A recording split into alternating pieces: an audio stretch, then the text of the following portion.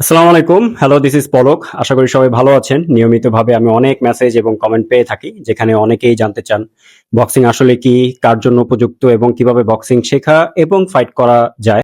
আজকে থেকে এখানে সহজভাবে আলোচনা করব বক্সিং কি, প্রফেশনাল অ্যামেচার বক্সিং এর পার্থক্য কি, বক্সিং কিভাবে কাজ করে এবং কারা বক্সিং করতে পারে। So let's find out. Boxing পৃথিবীর অন্যতম প্রাচীন খেলাগুলোর মধ্যে একটি। প্রাচীন সভ্যতাগুলোতে মানুষ যখন মুষ্টিযুদ্ধের মাধ্যমে প্রতিযোগিতা করত এবং পরে প্রাচীন গ্রিসে এটি একটি সংগঠিত খেলায় রূপ নেয়। খ্রিস্টপূর্ব 688 সালে বক্সিং প্রথমবারের মতো প্রাচীন অলিম্পিক গেমস অন্তর্ভুক্ত হয়, যেখানে দুই যোদ্ধা খালি হাতে বা চামড়া ফিতা বেঁধে একে অপরের সাথে লড়াই করত। ধীরে ধীরে নিয়ম কৌশল তৈরি হয়, আজকের আধুনিক বক্সিং খেলাটির জন্ম হয়েছে। বক্সিং একটি কমব্যাট স্পোর্টস, যেখানে দুইজন ফাইটার রিং এর ভেতরে দাঁড়িয়ে শুধুমাত্র মুষ্টি ব্যবহার করে অথবা পাঞ্চ ব্যবহার করে লড়াই করে। এইখানে কিক, গ্র্যাপলিং অথবা রেসলিং করার কোনো ধরনের সুযোগ নেই। পুরো খেলাটি পরিচালিত হয় পাঞ্চিং কৌশল, সঠিক মুভমেন্টের মাধ্যমে।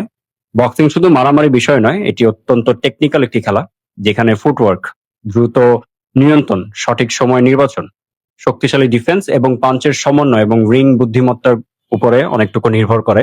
এবং এই জিনিসগুলো অত্যন্ত গুরুত্বপূর্ণ। অনেকেই মনে করেন বক্সিং মানেই শুধুই শক্তি, গায়ের শক্তি, কিন্তু বাস্তবে বক্সিং অনেক বেশি দক্ষতা এবং বুদ্ধিমত্তার খেলা।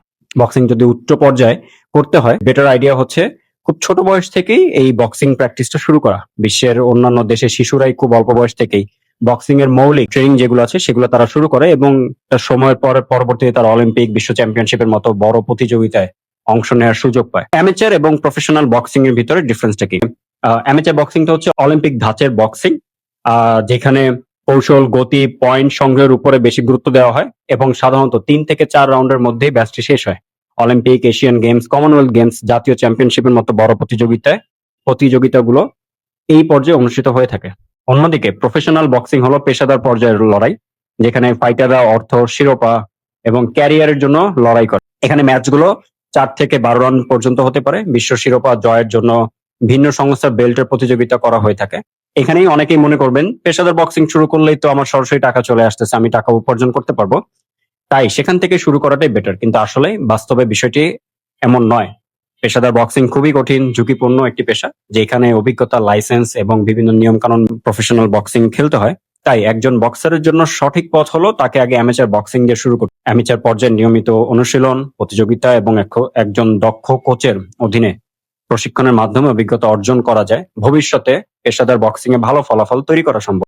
বক্সিং সম্পর্কে আরো জানতে ভিডিওটি লাইক এন্ড শেয়ার করুন। আমি এই বিষয় নিয়ে আরো বেশ কয়েকটি ভিডিও আমি নিয়ে আসবো। ধন্যবাদ সবাইকে। Take care.